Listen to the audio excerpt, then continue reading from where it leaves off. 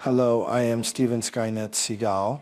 I am a humble and modest individual, widely known as a fierce warrior, poet, scholar, artist, humanitarian, and law enforcement pioneer, as well as the sexiest man to ever exist. I'm basically I am a f***ing god. Way back in 2009, I took to protecting the streets of Jefferson Parish as a real and authentic police officer, and not just some tubby, washed-up actor trying to stay relevant. I was the modern-day Shaft, only far blacker. I make a living in the movies, but for the past 20 years, I've also been a cop. That's a big bastard right there, boy. Where mama? So why they talking like that? Then took my first-hand experience and created the series True Justice.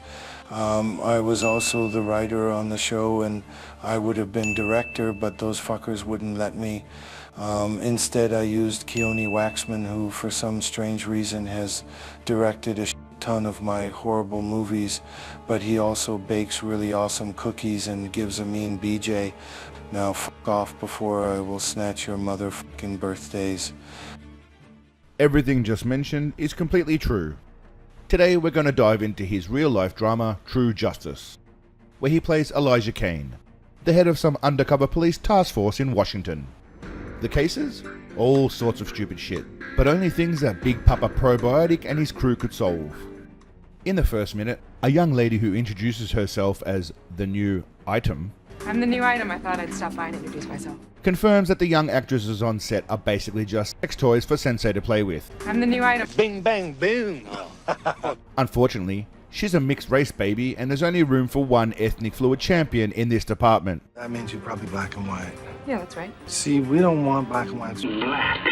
He informs her that the rest of her days involve sitting on his lap while he fondles the merchandise, and reality begins to set in for this poor lass. Yes, sir. The gang includes one token black guy and the rest are just attractive white Canadians because this was filmed in Vancouver. Sensei Maple Leaf hated America back in 2011. Vladimir Putin. Before they start work, Sensei sends out the handsome white police sidekick to go and buy some booger sugar to help him stand and walk for shooting. The deal goes south and Sensei Snort sees his nose candy running away and decides to involve himself.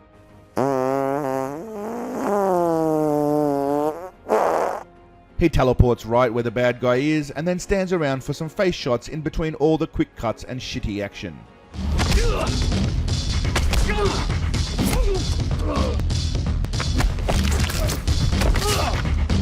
This bloke was warned never to mess with Sensei's supply.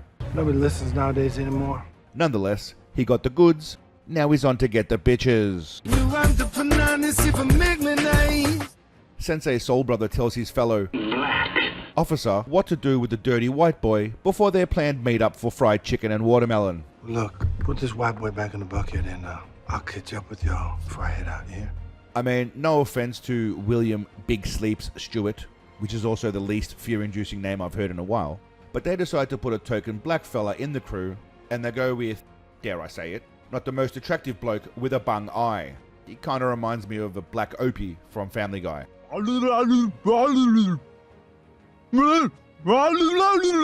The brunette white chick is sassy and the appropriate level of sexy. Handsome white bloke is as delicious as Nutella on corn chips. New blondie is titty-rific. Yeah, buddy! And Steven Seagal is the epitome of a sex god and looks exactly what sex feels like. Like warm apple pie. Yeah? Yeah. No offense to Big Sleeps, but why the f didn't they go with Denzel Washington? Big mistake by the producers and by Denzel. Just my opinion. My nigga. Seagal doesn't keep his creepy rubbing and caressing antics to women. Even steering wheels aren't safe from Big Daddy Groper as he fondles his poor circular steering implement against its will. Yeah, I just, Sensei arrives on the scene of a gruesome murder and immediately, Stubblebeard wants to hold hands with Seagal in the park before a single crime is solved. I'm gonna take a walk with you in just a minute. You got it. I don't want to question Seagal's honesty, but really? You're going to walk with him? He talks to this guy about something, but at this point I'm just mesmerized by whatever the hell we got going on here.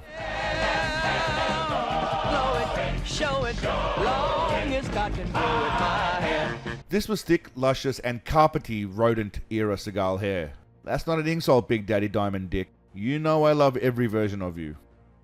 Big Papa Pavlova shows us why he's the man by doing some Sherlock Holmes type shit, as if he wrote the script himself. I'm a writer too, and well, there's red mud on the floor everywhere, and this red mud is definitely from the woods deeper in. Deposit safe is sitting there, open like a barn door. And in my opinion, man, whoever did this knew these people real well. Man, it's just a hunch, but welfare checks will be cashed tomorrow. In my opinion, everybody be cashing them here, most of them anyway, so these folks around here in other places flush with cash. Boom! And then we're treated to an acting masterclass. Oh, what is this? Oh, what is this? Oh, what is this? Oh, what is this? That is a perfectly delivered line. Oh, what is this? Perhaps not as good as... Quickly! But it's up there. They found some little Chinesey looking kid, and Sensei tries doing his Asian thing, but it turns out this kid doesn't even know how to speak proper Seagalese. Uneducated little shit. Stick to doing math. Oh,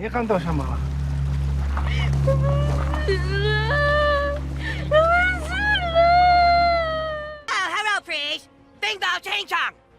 The young lad tries to lecture Seagal about his constant groping of women and steering wheels, but Sensei tells this little toe fungus how things are around these parts. I feel really bad about that. Can you tell how bad I feel about that? Terrible. You forget who I am, man. I got my own set of rules, and I will impose my rules on them.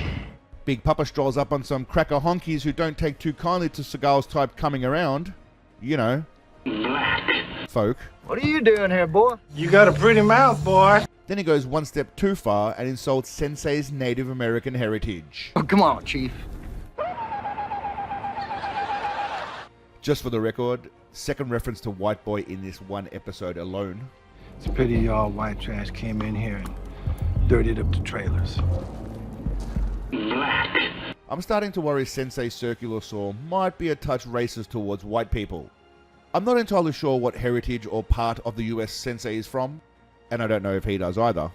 But whatever this accent is only strengthens his claims as the ultimate ethnic fluid land whale. How long you been here, boy? You're the new person around here. I know these sticks better than you ever will. Now listen, tell these young folk behind me to put their crap away before I pull out my gun and kill y'all. And I'll kill you first. You heard? So why they talking like that? Big Daddy pulls some awesome faces while his stunt double does all of the actual fighting before he picks up a rattlesnake and tosses it like it's a piece of string. Man, it's alright.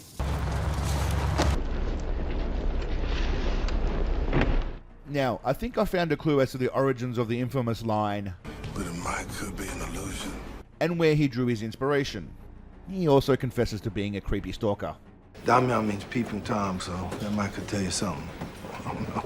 Handsome vanilla dude propositions Seagal for an after-hours cavity search, if you get my drift, and Big Papa seems keen. Definitely think we should check it out, huh, Chief? I'd like you to get in there, but I'd like you to work it instead of play it, yeah? He then informs a brunette that she will smother chocolate on his balls and the new hot blondie will lick it off. She will. Yes, ma'am. Jugs tells a sassy brunette that she once gave a handjob to JCVD, but Sassy is loyal to one, and only one, Donkey Doodle. We don't waste time on little poo butts like that. Poo butts. Pooh Butt. Poo butts. Poo butts. Poo butts. Poo butts. Poo butts. Poo butts. Poo butts. Poo butts on little poo butts like that. Now y'all remember now, this was written and created by Sensei Cajun Cock. Cajun, for sure. Sassy brunette shows her soft side when she offers to feed Big Daddy Bellybuster. Why don't we go get you some candy? I bet you're hungry. Yeah? Before we're taken across to the mandatory strip club scene that, even though Sensei wasn't in the scenes, I think we can all agree that as a writer and creator, he would have to be there to check all the creating and writing went as planned. Yeah. The handsome cop isn't that bright as for the second time now, he allows himself to get beat up by some random low-life criminals. Yesterday. Let me up! My take on this was written in by Sensei Golden Shower to belittle dreamy police douche and to establish dominance as the alpha on set. You're right about that. Later. So while the lads are working on a drug case with the strippers, Seagal is curious to what benefits come with that. What could this stripper do for us? One real tough bitch. Big Sleeps requests he borrow the stripper for a quick handy before Sensei Snuff Film pulls rank to use them for, well, the key is in his name. Nah, man, I need her for something else.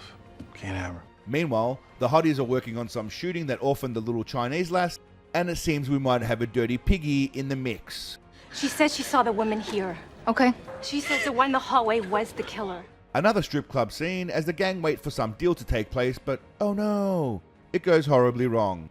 And Opie gets shot and the bad guys get away.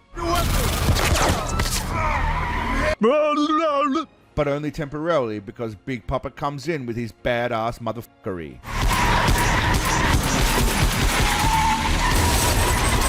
As an Aussie, I am definitely no gun expert, but whatever the hell he's doing here, it just doesn't look right. I don't know if it's wrong, but it just doesn't look right.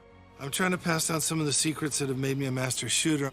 Sensei has a moment of extreme sexual tension with this cute little Asian lab geek who seems to have nothing but fuck me eyes for Big Daddy Dinosaur Dong. Wonderful. I guess I owe you. Yes, you do. The episode ends with Sensei smashing down the hammer, metaphorically, not his cock, on some police lady that killed some immigrant strippers and cookie bakers. A really great shot at the death penalty, which is what I feel you deserve. Over some immigrant garbage out in the sticks. And those immigrants and those kind of people are my people. I'm taking this personal. He decides to cut a deal for information on those that ordered the hit on Sensei's poon and cookie supply, but she's taken out and we're left on a huge cliffhanger for the next episode.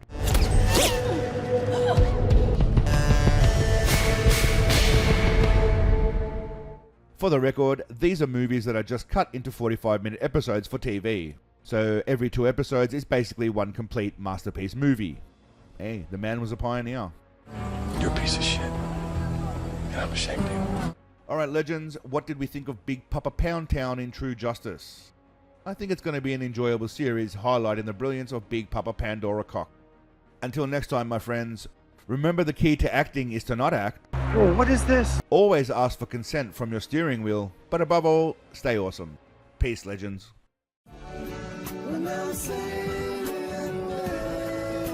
Sunshine bright in the sky, and I'm free when I close my eyes. Help me wash away my sorrow.